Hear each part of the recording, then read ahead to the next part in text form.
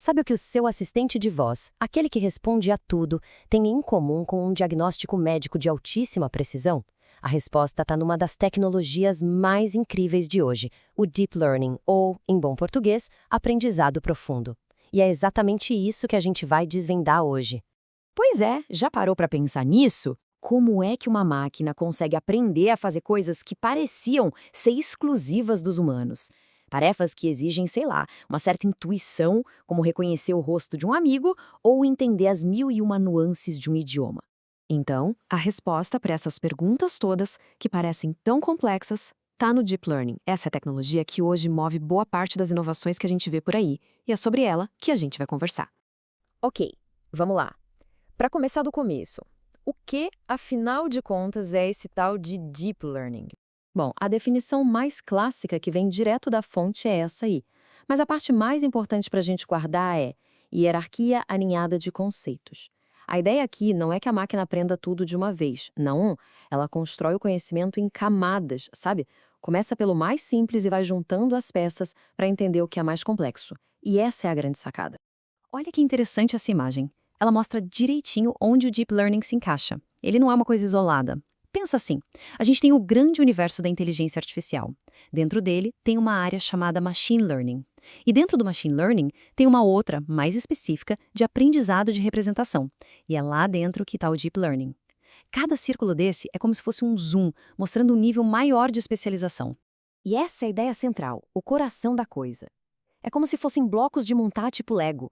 A gente começa com as pecinhas mais básicas e, a partir delas, vai criando estruturas cada vez mais e mais elaboradas.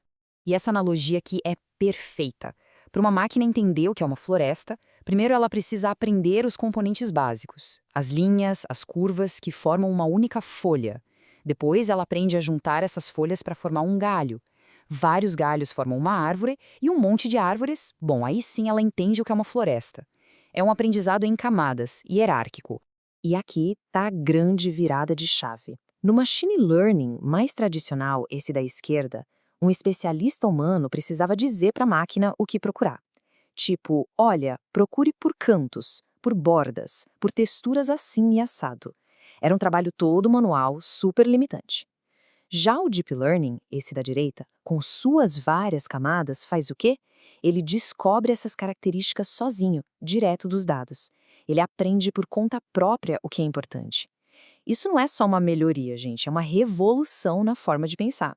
Certo, então a gente viu que ele aprende sozinho. Mas e daí? Por que isso é tão poderoso assim? É o que a gente vai ver agora. O ponto crucial é o seguinte: o Deep Learning brilha justamente onde a programação tradicional patina. Pensa na complexidade do mundo real, sei lá, a variação de luz numa foto ou os diferentes sotaques numa gravação. O Deep Learning não precisa de 1 milhão de regras pré-definidas. Ele descobre os padrões sozinho, direto dos exemplos. E o melhor de tudo, quanto mais dados e mais poder de processamento a gente dá para ele, mais inteligente ele fica. E isso nos leva a aplicações que, olha, já fazem parte do noje dia a dia. Desde a área da saúde, ajudando a salvar vidas, até os sites de compras que parecem adivinhar o que a gente quer. Assistentes de voz, segurança do nosso cartão de crédito, organização das notícias. O Deep Learning é o motor por trás de um monte de coisa. E não é por acaso que as maiores empresas de tecnologia do mundo estão investindo pesado nisso. Elas usam o Deep Learning para turbinar seus produtos mais importantes, desde os sistemas de busca e redes sociais até os sistemas operacionais dos nossos celulares. Beleza, a gente já entendeu o que e o porquê. Agora, vamos dar uma olhadinha no como. Como é que esses modelos são construídos e, mais importante, validados na prática? Existem diferentes ferramentas para diferentes tipos de trabalho, sabe? As redes neurais convolucionais, as famosas CNNs, são fantásticas para entender imagens. Já as redes recorrentes, as RNNs, e os mais modernos Transformers são especialistas em dados que vêm em sequência, como as palavras numa frase ou as notas numa música. Cada tipo de problema pede uma arquitetura diferente.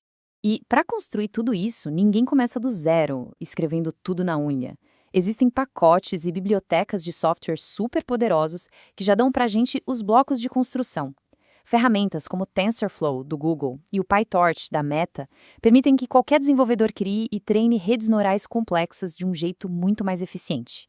Isso, na prática, democratizou o acesso a essa tecnologia.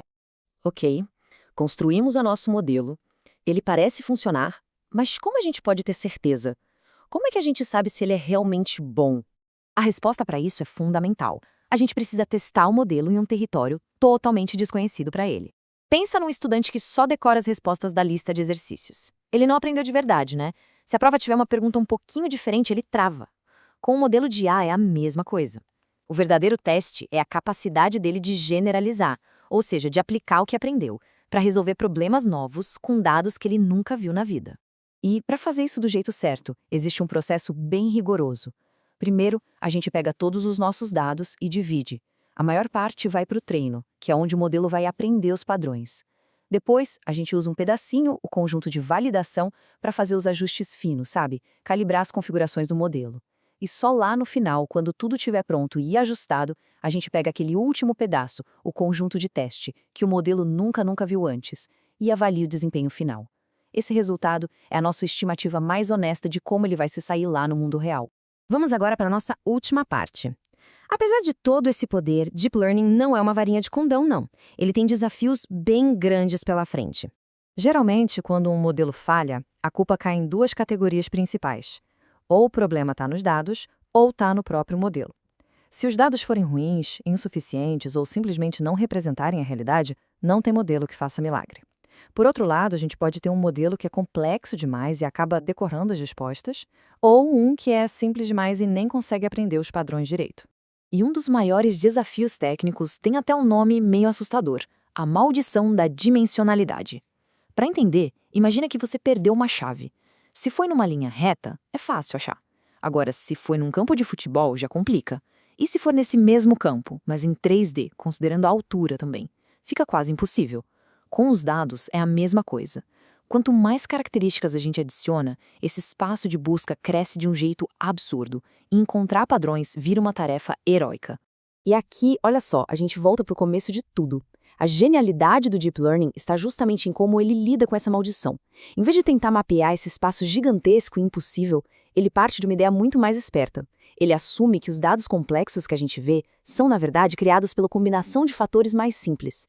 Ele não decora os pontos no mapa, ele aprende a receita para chegar lá. Ele aprende aquela hierarquia de conceitos que a gente viu lá no início. É uma abordagem muito mais inteligente e eficiente. Então, a gente viu como o Deep Learning constrói conhecimento em camadas, o poder que isso dá para ele e os desafios que ele ainda enfrenta. Mas isso tudo nos deixa com uma pergunta para o futuro. Será que esses sistemas estão realmente entendendo o que é um rosto ou o que significa uma frase? Ou será que eles são apenas mestres incrivelmente sofisticados em reconhecer padrões estatísticos? A resposta para essa pergunta não é só filosófica, não. Ela vai moldar toda a próxima geração da inteligência artificial.